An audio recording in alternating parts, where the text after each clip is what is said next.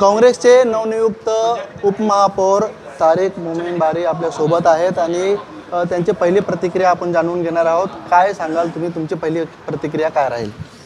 मैं Bhiwandi secular front की तरफ से आमदार रईस शेख साहब का, हमारे खासदार बालिया मामा साहब का, हमारे महाराष्ट्र प्रदेश अध्यक्ष हर्षवर्धन सपकाल जी का, सुप्रिया ताई का, जितेंद्र आवाड साहब का और तमाम पार्टी के वरिष्ठ जिन्होंने भिवंडी सेकुलर फ्रंट का हिस्सा थे, उन्होंने मुझ पर भरोसा दिखाया कि एक यूथ आना चाहिए और शहर के डेवलपमेंट पे काम होना चाहिए। जो आज तक काम नहीं हुआ, जो लोग निराश थे कि आज तक लोग आते हैं और जाते हैं, कोई विज़न लेके नहीं आते, लेकिन हम सबको जो 5 साल का वर्क गुजरा है जिसमें रईस भाई की हमको तरबियत मिली है, वो तरबियत को कहीं ना कहीं हम एक विज़न लेके चल रहे हैं और आने वाले समय में आप देखेंगे पूरे भिवंडी के डेवलपमेंट के लिए एजुकेशन, हेल्थ, क्लीनलीनेस, जो अभी एमेनिटीज़ है और जो भी कुछ हो सकता है भिवंडी के हित में, भिवंडीकर के हित में हम उस पर काम करेंगे और भिवंडी में बदलाव लाएंगे।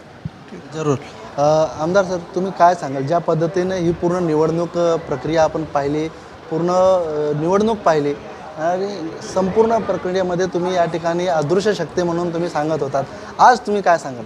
नाही, आज तर शुभेच्छा देणार आहे भिवंडी सेक्युलर फ्रंटचे महापौर, उपमहापौर आणि जी मॅन्डेट मला दिली गेली होती सर्व नेत्यांनी, ते मॅन्डेट मी पूर्ण केलेलं आहे।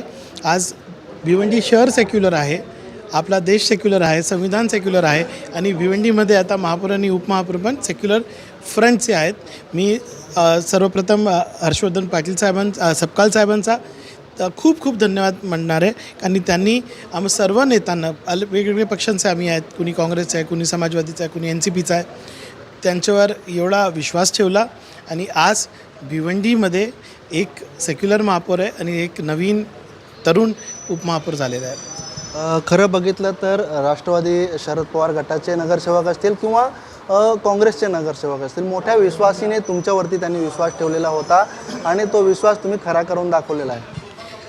नगरसेवकांचा विश्वास आणि त्यांचा धन्यवाद।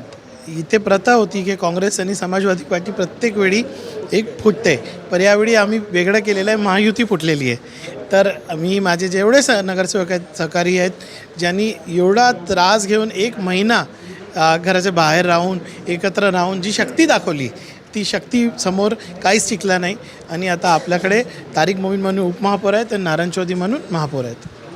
एक दुसरा प्रश्न घेतो, काँग्रेसने एक आरोप केला आहे आपल्यावरती का काँग्रेसचे प्रदेशाध्यक्ष असतील आणि तुम्ही हाताशी घेऊन भाजपाला ही पार्टी विकली, असं त्यांनी आरोप केलेला आहे, त्यावर काय सांगा? ते काँग्रेसचा अंतर्गत वाद आहे, मी त्याच्यावर काहीच बोलणार नाही। या ठिकाणी आपण पाहिलं की डेव्हलपमेंटच्या मुद्द्यावरती या ठिकाणी ही निवडणूक लढली गेली आणि पुढे आता डेव्हलपमेंटचं काम देखील हाती घेण्यात येईल, असं या ठिकाणी उपमहापौर तारिक मोमीन यांनी सांगितलं आहे। तर रईस शेख जे आमदार आहे समाजवादी पक्षाचे, त्यांनी या ठिकाणी काँग्रेसने केलेल्या आरोपावर बोलण्यास टाळलेलं आहे। अनिल वर्मा, ABP माझा, भिवंडी। ABP माझा, उघडा डोळे बघा नीट।